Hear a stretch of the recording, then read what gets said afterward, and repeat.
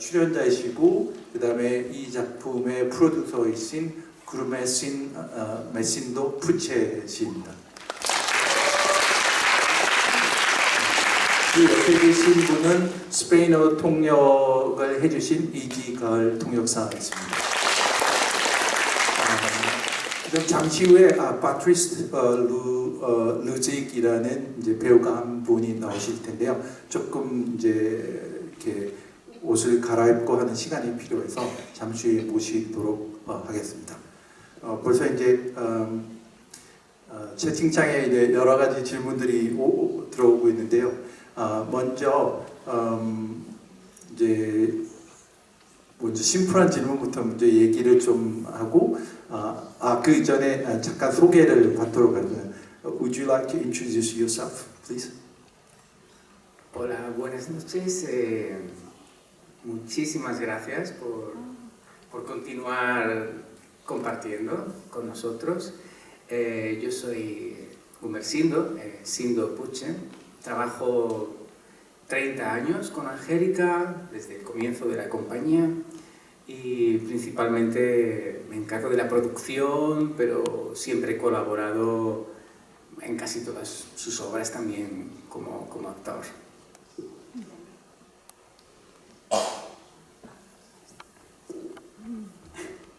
네, 안녕하세요. 저는 신도 푸체라고 합니다.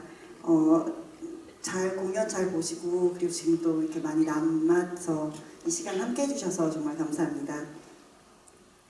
저는 지금 저희 극단 초기부터 거의 30년 정도 지금 앙헬리카 리델님과 함께 작업을 하고 있고요. 저는 PD, 연출도 하고 거의 모든 작품에 배우로 출연도 하면서 같이 작업을 하고 있습니다. 네, 먼저 질문을 조금 제가 먼저 질문을 조금 시작하려고 합니다.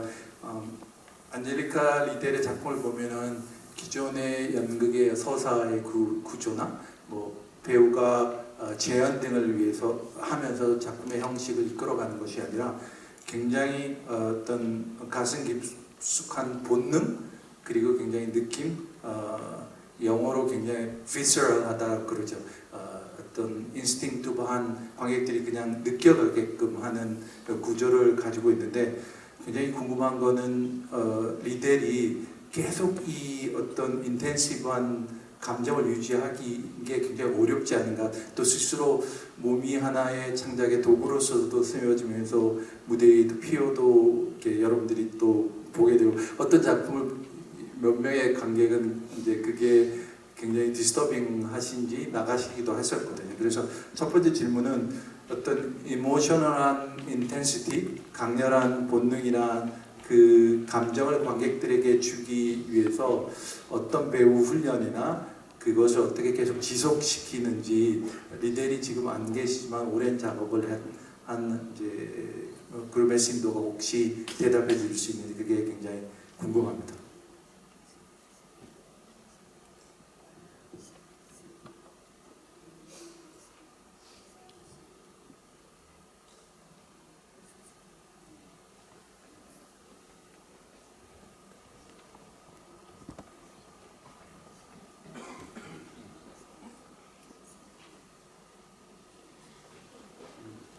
Sí, es una muy interesante pregunta, interesante y misteriosa, porque llevo, como he dicho, 30 años trabajando con Angélica y yo mismo me sigo haciendo esa pregunta. ¿Cómo es capaz, cada vez que ella sube a un escenario, de poder transformarse y volver a vivir todo lo que ella vive? 정말 흥미롭고 또 신비로운 질문이라고 생각합니다. 저도 지금 30년 넘게 앙헬리카와 함께 작업을 하는데 매번 그가 무대에 설 때마다 어떻게 그렇게 생동감 있게 무대를 실현할 수 있는지 저도 그 질문을 항상 스스로에게 해보기도 합니다. Angélica misma dice que ella no es actriz y es verdad que no hay una técnica de interpretación. Creo que podría ser lo más parecido para entenderlo a lo que sería la idea de una especie de chamán o algo así, o sea, alguien como que se posee y entra en un estado. 사실 앙헬리카는 스스로가 배우라고 이제 이야기를 하지 않고요. 그리고 그게 어떤 테크닉으로 하는 게 아니라 약간 샤머니즘적인 본인이 약간 홀려서 하듯이 그렇게 연기를 한다 이런 이야기를 많이 합니다. Y bueno, sería algo así como una transfiguración, como un estado en el que está. 그래서 본인이 그 상태에 이르면 뭔가 뭐라 그럴까요? 한 스테이지를 넘어가는 다른 세계에 들어가는 듯한 그런 느낌으로 연기를 합니다. Y es un estado increíble porque cuento un recuerdo y en una escena donde estábamos ella y yo tenía que atarle, detenerla. Nuestra idea era que no era falso, era real. Ella se iba a resistir y yo tenía que atarle. Y en escena, la fuerza que ella tenía era increíble. Yo no podía, o sea, yo peso 80 kilos y no podía, era imposible, era como el demonio, era imposible. Entonces, recuerdo esa escena como si estuviera poseída, como un diablo.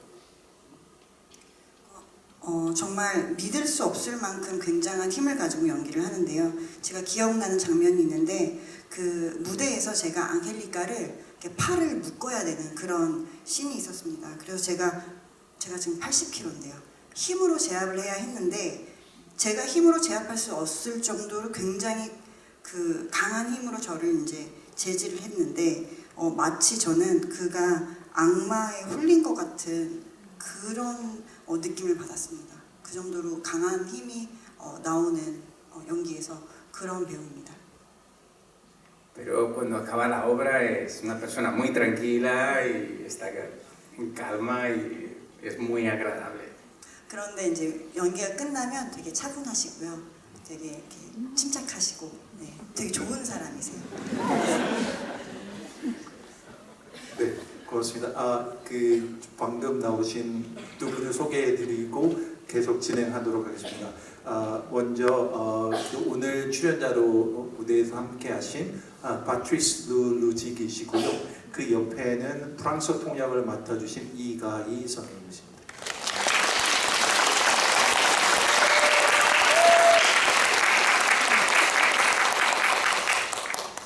여러분들 질문 가기 전에 또 하나의 질문을 좀 더 하고 싶은 게 저는 이 작품 보면서 여러분들 그 박찬욱 감독의 그 헤어질 결심 굉장히 치명적인 사랑에 대한 이야기들을 갑자기 저는 이제 떠올렸었는데 이 작품의 가장 큰 줄기가 하나가 사랑, 우리가 하고 있는 사랑 혹은 이 시대의 사랑, 자본주의 시대의 사랑 그리고 또 어떤 측면을 보면 끝장면을 보면 트리스탄과 그 죽음 장면도 있고요. 이졸데의 죽음 장면도 있고 그 다음에 황소가 죽음 저는 한편으로 이렇게 쉽게 말한 사랑 아니고 우리가 어떤 깊이 있는 절대적인 사랑을 해야 된다라는 것도 메시지를 받지만 또 다른 한편으로 보면 사랑과 죽음이 또 어떻게 보면 또 이렇게 극단적인 연결까지 갈 필요가 있나 이런 질문을 하면서 이게 굉장히 사랑과 죽음의 끝이 죽음으로 연결되는 것들이 하나의 완성체 어떤 컴플리트된 사랑일 수도 있겠지만 또 다른 부분은 사랑의 왜곡일 수도 있지 않나? 라는 양면을 생각하게 됐었는데 저는 이제 개인적으로 두 분이 창작자로서 리델과 같이 작업을 하면서 이 부분에 동의하시는지 아니면 사랑이 엔딩 포인트 꼭 죽음이 되어야 된다는 부분은 아니지만 사랑의 끝, 사랑의 완성체 우리가 이 시대를 살아가면서 사랑은 어떤 것이어야 되는가는 두 분의 개인적인 배우 이제 퍼포머로서 얘기를 조금 듣고 싶습니다.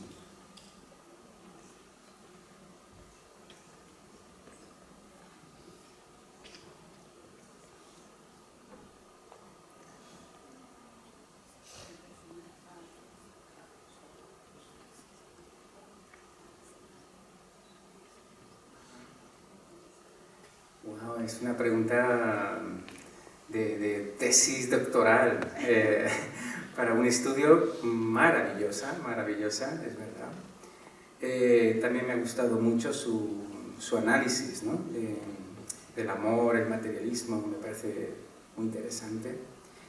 Y la pregunta, con toda mi humildad, creo que el amor, desde mi más absoluta humildad, en un momento en el que me parece que el amor es, como digo, una tesis, un tema de estudio, básicamente creo que el amor es una de las grandes utopías, una de las grandes utopías, y ya en el banquete de Platón, pues nos encontramos a esa dualidad, ¿no? Como él bien mencionaba, la lucha entre el materialismo y el idealismo, ¿no? Esa lucha entre el materialismo y el idealismo. Y creo que con Wagner, con Tristán y Isolda, con Wagner, nos encontramos una vez más en ese ideal platónico, por eso la idea de el amor como utopía. ¿Y por qué como utopía? Y ahora continúo. 네, 저는 이 질문이 거의 박사과정 논문급 질문이라고 생각합니다. 진행자분께서 해설해 주신 그 사랑에 대한 이야기 너무 마음에 들었고요. 정말 맞는 말씀이신 것 같고요. 감히 제가 말씀을 드리자면 저는 사랑이란 논문을 써야 하는 주제라고 생각을 합니다. 그리고 유토피아, 여러 가지 유토피아 중에 하나라고 생각을 하고요. 플라톤이 말했듯이 저는 물질주의 대 이상주의, 이런 이상적인 것 그리고 물질적인 것 이런 것들을 떠올리게 하는 그런 주제라고 생각을 합니다. Voy a contar una pequeñita, voy a continuar, pero una pequeñita, es una pregunta que me recuerda a un encuentro que tuve en Moscú hace unos años, hace muchos años, donde me dijeron, el encuentro va a ser muy cortito, la gente está 20 minutos, y estuvimos casi 2 horas, ¿no? Entonces, por eso seré breve con la continuación, que no se asusten. 제가 한 가지 말씀을 드리려고 하는데요. 저희 모스크에서 이런 비슷한 관객과의 대화를 했을 때 한 20분짜리니까 그냥 편하게 해주세요 했는데 2시간이 걸린 적이 있어요. 그래서 제가 짧게 얘기할 테니 너무 겁먹지 마세요. Pero para concluir con esta maravillosa pregunta, sí me gustaría concluir diciendo que el amor, sin caer en dogmas religiosos, sin caer en dogmas ideológicos, sin caer en fuerzas de pensamiento que buscan un tipo de amor que te obliga, ¿no? Te obliga a querer de una forma. Creo que el amor es el gran enigma.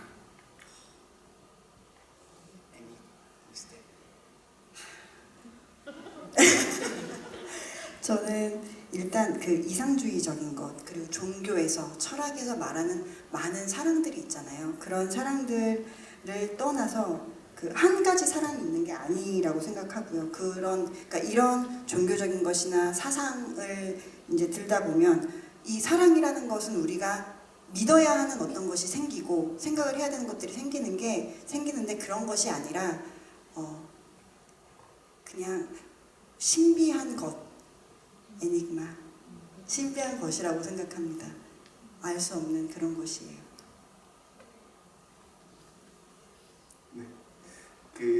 여러분들이 주신 질문들을 좀 가지고 이야기하는 이넷이라는 스크린 네임인데 아마 파트리스가 같이 이야기를 해주시면 좋을 것 같고요. 리델과의 작업 방식이 궁금합니다. 본능적이고 원초적인 이미지를 보여주었지만 공연 전체의 잠시는 촘촘히 서게 되었다는 느낌을 받았는데요. 배우에게 어떤 식으로 디렉팅을 하면서 장면을 만드셨는지, 그래서 장면 과정에 대한 이야기를 파트리스에게 한 질문이었습니다.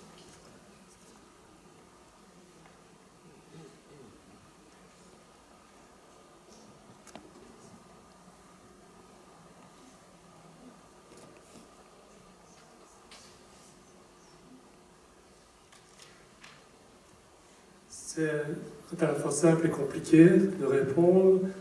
C'est qu'on me demande d'être ce que je suis le plus naturellement possible, d'avoir des postures naturelles, une voix non travaillée, non forcée. Quelque part, le texte il répond tellement à une réalité que moi j'ai vécue dans mon passé que c'est pas très difficile. Je pense elle compose avec moi, c'est pas à moi de jouer un rôle. Je pense que je suis et avec ce que je suis, ben, elle me met en valeur d'une manière, voilà, à sa manière. 대답하기가 조금 복잡할 것 같습니다. 제가 이렇게 나체로 이렇게 나오는 거에 대해서 그 아헬리카 리델 씨가 강요를 하는 것도 없고 제가 겪었던 이제 그 과거의 일화들을 통해서 제가 이 연기를 하는 것이고 제가 사실은 이곳에 있지만 사실은 제가 없다라고 생각하면서 연기를 진행을 하고 있습니다. 저의 존재를 다 인정을 해주시고 저의 가치를 다 이해를 해주시면서 이 연기 지도를 도와주고 계십니다. ¿Puedo comentar algo? Me ha gustado mucho, j'aime beaucoup votre idea de composer avec moi, ¿no? Me ha gustado mucho cuando ha descrito él, que compone con él, porque es verdad, creo que con Patrice hay Patrice sintetiza la idea del teatro y de la poética de Angélica, porque Angélica necesita que las cosas sean verdad. Y lo que sucede en el escenario, ella necesita que... El otro día en la rueda de prensa ella hablaba del olor, de la sangre, de los sabores, necesita que esa verdad, no esa realidad, esa verdad sea, ¿no? Entonces creo que Patrice es como una metáfora de todo el teatro de Angélica, que es como la verdad, ¿no? Es decir, él es. La diferencia entre el ser y representar. Entonces Patrice es Patrice, es él, está, ¿no? Y ella compone una imagen con él. 파트리스께서 하신 대답이 정말 마음에 들어서 저도 한마디 더 덧붙이고 싶은데요. 같이 작업을 한다는 말씀이 앙헬리카와 같이 작업을 한다. 그러니까 앙헬리카가 어떻게 하라고 이제 지시를 내리는 것이 아니라 함께 작업하는 것이 있고요. 그리고 이런 앙헬리카가 하시는 그런 뭐랄까 연기나 이 작품 자체를 굉장히 잘 흡수해 주셨고요. 그리고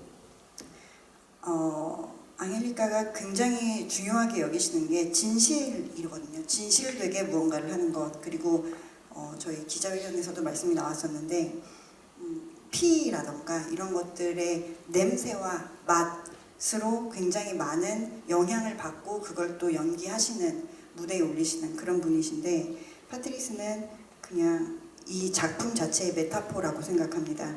무대에 오르는 그 파트리스 자체, 이 진실된 뭔가를 덧붙이거나 꾸미거나 그러지 않은 그 모습 자체가 저는 이 작품의 진실됨이고 그것의 메타포가 지금 저희 파트리스 배우라고 저는 생각합니다. 라이트라는 스크린 네임, 스크린명의 분이 하신 질문인데요. 저는 첫 장면에서 마치 구수의 장면을 보는 듯했습니다. 한국에서 우속신앙에서 나오듯이 사랑과 죽음 사이의 영적인 관계에 대한 이야기이면서도 마치 안젤리카 자신의 독백에 대한 이야기인 것처럼 또 들렸었는데 궁금한 사항은 어떤 측면은 즉흥적인 대사가처럼 들리는 분들이 있었다고 합니다. 그래서 이 공연에서 어느 정도가 짜여진 것이고 어느 정도가 즉흥적 요소인지가 궁금합니다. 라는 질문이 있었습니다.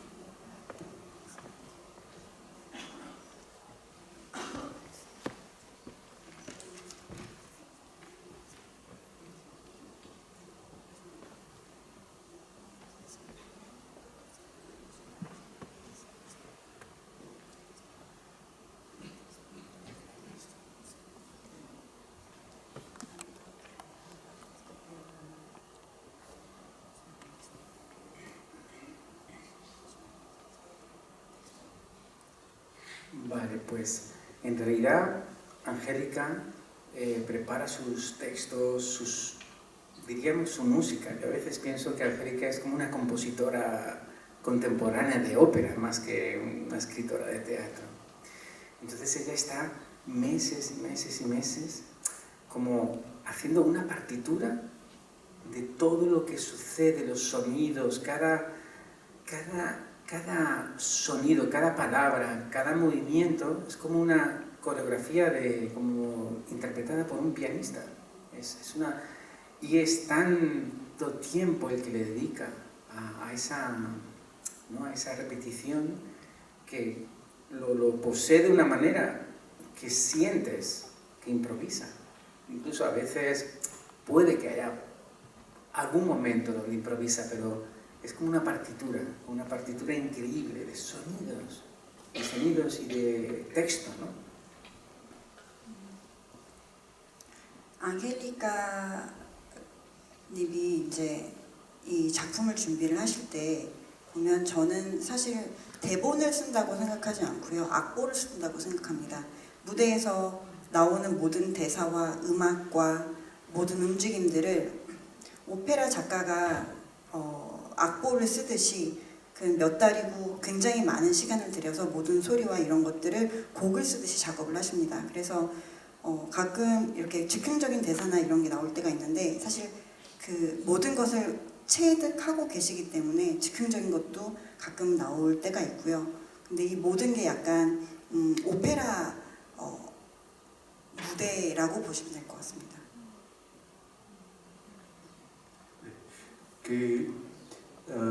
아이비라는 스크린 네임이고요.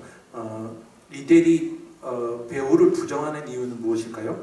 아까 그 이야기 가운데 공연자로서 배우라는 개념보다는 신성 내지는 영성과 배우의 육체를 필요로 하는 연기는 공존할 수 없다고 생각합니다.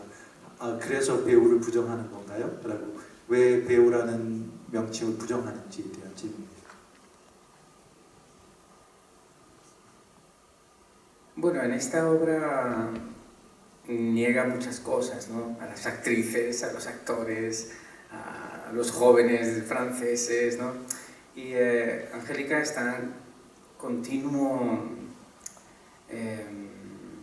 es verdad que hay como un amor-odio, ¿no? en su relación con el teatro, porque también es una forma de rechazar la falsedad, la hipocresía del mundo del teatro, ¿no? Y también, de alguna forma, ese monólogo es un juego, ¿no? Por entenderlo, un juego de... está preguntándose, ¿no? ¿Por qué no dices lo que piensas de verdad? ¿No? Hay un juego ahí de ¿por qué no dices lo que piensas de verdad? Y lo que piensa de verdad, que nadie se atrevería a decir en público algo malo, ¿no? Contra las actrices o contra todo lo que ella dice, ¿no? Lo dice, ¿no? Y entonces es como un juego, ¿no? De llegar. Y ahora continúo para... 사실 이 작품에서 부정하는 거는 배우들뿐만 아니라 굉장히 많은 것들을 부정을 하고 있습니다. 배우들 그리고 뭐 프랑스 사람들 기타 등등 많은 것들을 부정을 하고 있는데 그 대사가 많이 나오는 이유 중에 하나는 관계 자체가 애증의 관계라고 생각을 합니다. 배우들을 얘기를 할 때 뭔가 거짓되고 위선적인 그런 인물로서 배우들을 이제 들고 있는 거고요. 그리고 그 얘기를 하는 부분을 보면 이야기를 하는데 관계 같은 얘기를 하는 것이 본인이 하는 자기 자신한테 하는 그 독백이잖아요. 그래서 아무도 감히 못하는 질문들, 소리내서 말하기 어려운 것들, 그런 것들을 무대 위에서 큰 소리로 이야기를 하는 것이고요. 마치 그게 어떻게 보면 약간 게임 같은, 그래서 내가 나한테 하는 이야기를 관계 곁에 쏟아내고 있는 그런 게임 같은 것이기도 합니다. Y para acabar esta respuesta, Angélica utiliza una fórmula clásica de filosofía, ¿no? Es decir, es utilizar un discurso inmoral, la necesidad de utilizar un discurso inmoral para llegar a una conclusión ética. Es un ejercicio antiguo, ¿no?, de filosofía. El recorrido entre utilizar un discurso, una reflexión inmoral para llegar a una conclusión ética. Es un poco la... 앙헬리카는 고전적으로 이제 철학하는 그런 방식을 취하고 있는데요. 비도덕적인 것으로 시작을 해서 질문들을 하면서 결국에는 도덕적인 어떤 결론에 다다르는 것을 하려고 합니다. 그래서 이제 그런 부분들이 나오는 거죠. Por eso el insulto, que es un elemento muy habitual en su texto, el insulto no es un insulto en sí, es una llamada al pensamiento. El insulto funciona como activador del pensamiento, provocación, pero para pensar. 그래서 앙헬리카님의 그 작품들을 보면 욕이 좀 많이 나오는데요. 진짜 욕을 하는 게 아니라 이거는 생각을 부르는 버튼이라고 보시면 됩니다. 그래서 진짜로 이렇게 쌍욕을 하는 게 아니라 이렇게 얘기를 하면서 뭔가 생각을 이끌어가는 장치가 되는 것이죠. 네, 이게 채팅창을 하고 있으니까 여러분들하고 대화하는 것보다 제가 채팅창을 더 많이 보게 돼서 약간은 아쉬운데요. 고양이에 대한 질문이 굉장히 많이 나왔는데요. 고양이의 등장이 죽음을 의미하는지, 왜 고양이가 처음 도입 부분에 등장하는지, 고양이는 한국에서 섭외했는지, 여러분들이 고양이에 대한 질문을 많이 하셨습니다.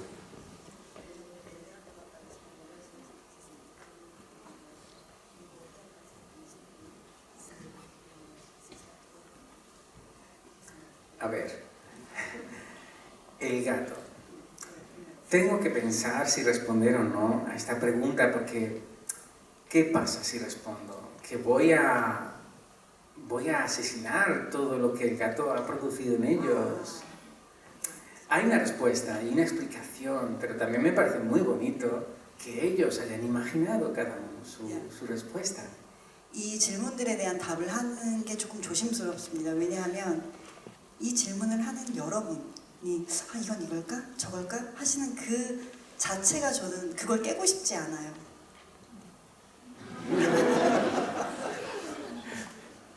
그럴 거라고 생각했습니다. 이 제이라는 분이 이제 꼭 읽어주세요를 했는데, 각본의 배우이자 예술가로서 스스로에 대한 혐오와 부정을 투명하게 드러내고 있다고 보고 있습니다. 리델은 이 극을 통하여 카타르시스를 느끼는 자신의 부정적 감정을 해소하는 긍정적 장치로 느끼는 것인지, 아니면 스스로가 예술가로서 너무나 괴로워하는 것인지, 그 부분이 굉장히 좀 궁금하다라고 합니다. 본인이 많은 이야기들을 혐오, 부정, 예술에 대한 어떤 이야기들을 하고 있는데, 이 부분이 본인이 부정적 감정을 무대에서 내면서 이거를 자기 스스로 해소하는 것인지. 물론 리델한테 한 질문이었는데,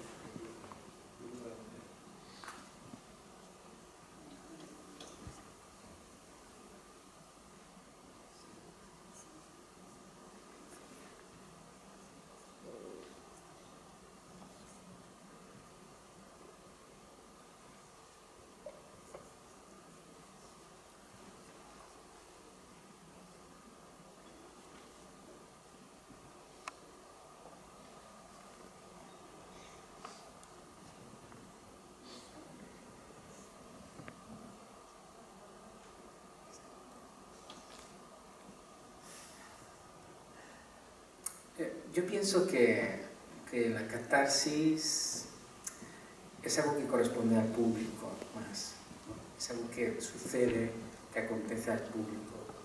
Con respecto al odio, supongo que todo artista, cuando ejecuta una obra al nivel que sea o al nivel de que está Angélica, claro que liberas, ¿no? Liberas muchas cosas, pero con respecto a la catarsis, yo creo que es algo que corresponde al público, ¿no? Que sucede en el patio de butacas. Es lo que pienso. 제 개인적인 생각으로는 예술가는 작업을 할 때 부정적인 뭐 스스로에 대한 혐오라던가 다양한 감정을 느끼는 것이 자연스러운 것 같고요. 그리고 카타르시스는 사실 무대 위에 서는 사람보다는 관객을 위한 것이고 관객이 많이 느끼는 것이 아닌가라고 생각합니다. Por ejemplo, en nuestro último trabajo, que es una obra de 5 horas, muy largo, y la quinta parte empieza en oscuro, ¿sabes? Gran parte de la obra, de la quinta parte está en oscuro. Y estábamos en el Teatro Nacional de Cataluña hace un mes, en Barcelona, y no sabemos por qué. Antes de empezar, el público empezó a aplaudir, a gritar, y nadie entendía qué estaba pasando. Entraban como en un estado de catarsis, ¿no? No es normal, tampoco es normal ni pasa mucho, pero yo estaba en el escenario y pasé miedo, o sea, me dio miedo porque la gente empezó a aplaudir, a gritar, y todo a oscuras, y fue como una cosa irracional, y fue como un momento de catarsis muy inexplicable, ¿no? Y sucedió ahí, ¿no? Y era todo oscuro, ¿no? No había... 저희 이 지금 작품 말고 이 직전에 했던 작품은 5시간짜리 작품이었는데요. 그 중에 이제 5막이 시작을 할 때 5번째 막은 어둠에서 시작을 합니다. 빛이 한 줄기도 없이 아주 칠흑 같은 어둠에서 시작을 하는데 그 카탈루자 국립극장에서 했을 때인데요. 갑자기 관객들이 박수를 치고 소리를 지르기 시작을 했습니다. 그래서 그게 아마 관객들이 느꼈던 카타르시스가 아니었을까라고 생각하는데요. 그때 저는 무대에 있었는데 좀 무서웠습니다. 갑자기 막 박수치고 소리 지르고 이러니까 저는 무대 위에서 아무것도 보이는 건 없는데 관객들은 소리를 지르고 박수를 치고 하니 굉장히 무서웠던 기억이 있고요. 그런 것들이 뭔가 설명할 수 없는 그런 카타르시스였지 않았나, 네, 그렇게 생각합니다. 반갑습니다. 파트리스에게 질문을 드리고 싶은데 굉장히 조심스러운 질문일 수도 있을 것 같고요. 리델과의 작업이 이 작품이 처음 작업이었는지라는 거와 국내에서 장애와 예술의 작업을 하면서 간혹 장애의 다른 몸이 이렇게 소비되지 않고 이렇게 다양한 몸 그 자체로 보여주는 것이 중요한데 이 작업에서 혹시 이 과정에서 자신의 다양한 몸들이 보여지는 과정 속에서 그 작업이 불편함이 없었는지 다른 몸들이 무대에 만날 때 어떤 과정을 거쳤는지 이런 부분이 조금 궁금합니다.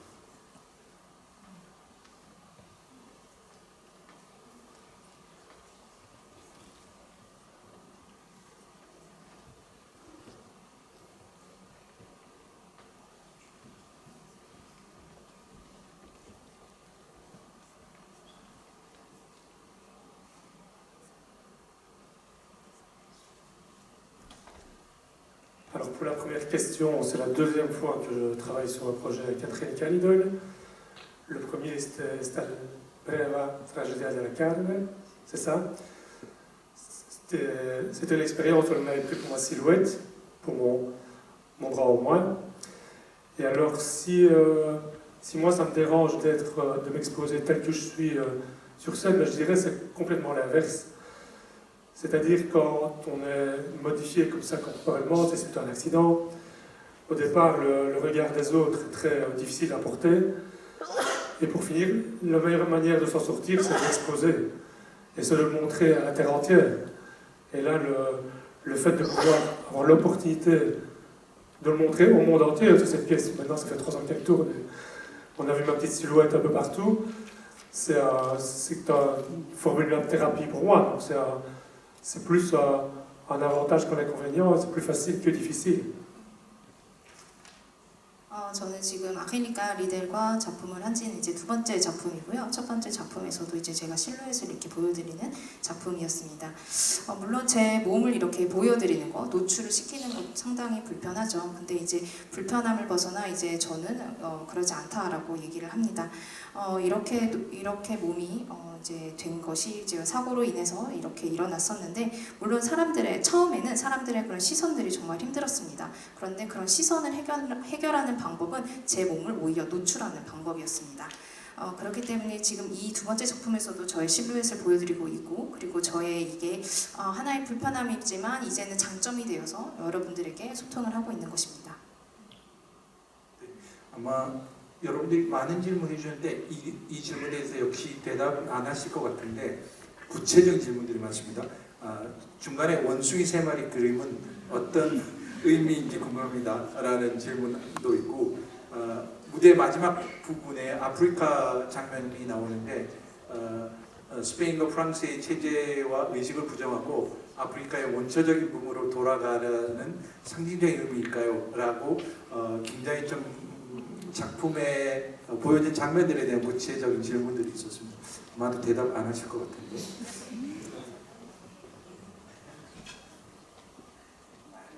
Bueno, lo de los monos, con muchas disculpas, también quiero que lo vivan como una imagen muy poética, ¿vale? Vale. 그 원숭이는 네, 생각하셨다시피 죄송합니다. Pero sí, voy a explicar el final. 하지만 마지막 부분에 대해서는 제가 Porque 네, 답변드리겠습니다. Belmonte era un torero de principios del siglo XX, y en sus memorias, que existe un libro muy famoso en España de sus memorias, cuenta que cuando él era un niño soñaba con ir a África a cazar leones. Era su sueño. Entonces un día fue con su amigo, con 10 años, fue caminando, querían ir desde España hasta África, caminando con 10 años, ¿no? Entonces cogieron y tardaron como 2 días, y a los 2 días, pues claro, con 10 años no puedes llegar a África, y volvieron, ¿no? Y quedó ese recuerdo de ese niño que quería ir a África a cazar leones, era un sueño, ¿no? Entonces es un fragmento poético que Angélica rescata de las memorias de Belmonte, y por eso ella dice, ojalá pudiera irme a África a cazar leones, ¿no? Y aparece el príncipe africano, y es un final onírico que me permito explicar porque como pertenece a un fragmento del libro de Belmonte, que los que lo han leído pues pueden reconocerlo, o sea, existe, ¿no? esa historia, o sea, que existe esa anécdota de Belmonte. 그 마지막 부분에 이제 아프리카 사람이 나오는 부분은 20세기 투사 저희 그 공연 이름이 벨몬테가 들어가잖아요. 그분은 굉장히 유명했던 20세기 투사인데 그분에 대한 책이 있습니다. 그분의 기억을 담은 책인데 그 책에 벨몬테의 어릴 적 꿈에 대해서 나옵니다. 그 어릴 적 꿈이 10살 어릴 적 꿈이 아프리카에 가서 사자를 사냥하는 게 꿈이라고 했대요. 그래서 벨몬테가 10살 때 걸어서 아프리카로 가려고 막 걸어갔었던 일화가 있습니다. 그래서 그 마지막에 나오는 이제 아프리카의 왕자는 그 장면은 이 벨몬테에게 헌정하는, 벨몬테에게 바치는 그런 장면입니다. 네, 여러분 그 외에 많은 좋은 이야기를 해주셨습니다. 이 여러분들의 감상, 이 감상에 대해서는 질문이 관객과 대회 이후에 그 공연하시는 분들에게 전달하도록 하겠고요. 저는 개인적으로 관객과의 대화에 리델이 왜 안 나오지 처음에는 굉장히, 왜냐면 많은 질문이 그녀에게 쏟아질 건데 라고 생각했었는데 돌아보니까 아마 안 나온 이유가 있을 것 같다는 생각이 듭니다. 왜냐하면 이건 저의 해석입니다. 작품을 보면서 리델이 하고자 하는 얘기들이 관객들이 오로지 관객 스스로의 질문, 관객 스스로의 감상으로 돌아가는 게 맞지 않나, 배우가 혹은 창작자가 다시 이건 이렇습니다 얘기하는 것보다는 오롯이 여러분들의 감상, 여러분들의 질문으로 오늘 이 무대가 더 빛나지 않을까라는 그런 의도에서 직접 안 나오셨을까라고 저는 이제 생각했습니다. 그래서 제가 서두에서 말씀을 드렸지만 저한테는 굉장히 아주 가깝게 내가 하고 있는 있는 사랑이라는 것, 우리 시대의 저번 주 세계에서의 사랑이라는 것 무엇이라는 질문과 예술 현장에 있는 사람으로서 연극은 왜 하지? 우리 시대의 예술은 뭐 해야 되는가에 대한 질문을 저는 가지고 이 작품을 좀 봤습니다.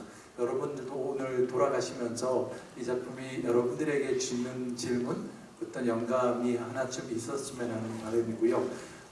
시간 관계상 아마 관객과의 대화는 조금 맞춰야 될 것 같습니다. 오늘 함께 먼저 열연과 강렬한 무대를 만들어준 안젤리카 리델과 창작팀에게 먼저 큰 박수 한번 부탁드립니다.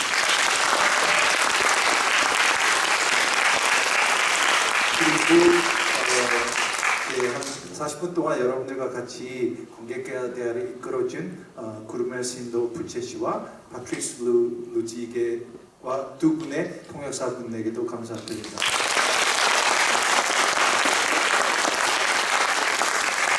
여러분들 관객들에서 함께 해주셔서 감사드리고요.